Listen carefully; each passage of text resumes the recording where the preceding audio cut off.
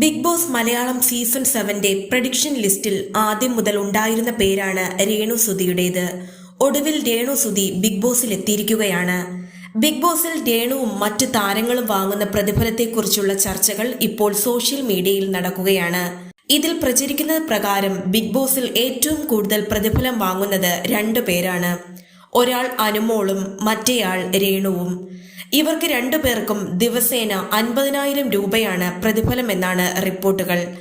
രേണുവിന്റെ സുഹൃത്തുക്കൾ വഴിയാണ് റിപ്പോർട്ടുകൾ പുറത്തു വന്നിട്ടുള്ളത്. ബിഗ് ബോസ് ടീം രേണുവുമായി പലതവണ ചർച്ചകൾ നടത്തിയ ശേഷമാണ് താരം ഈ ഷോയിലേക്ക് എത്തിയതെന്നാണ് റിപ്പോർട്ടുകൾ.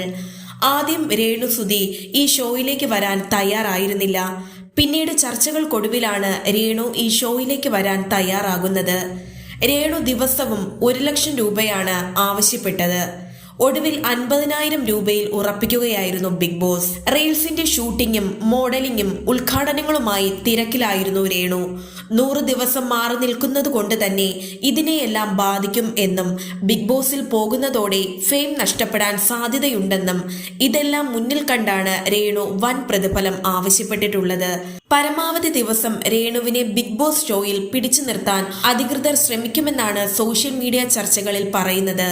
ബിഗ് ബോസിന്റെ അപ്ഡേഷൻസ് ഉടനടി ലഭിക്കുവാനായി ചാനൽ സബ്സ്ക്രൈബ് ചെയ്യുക.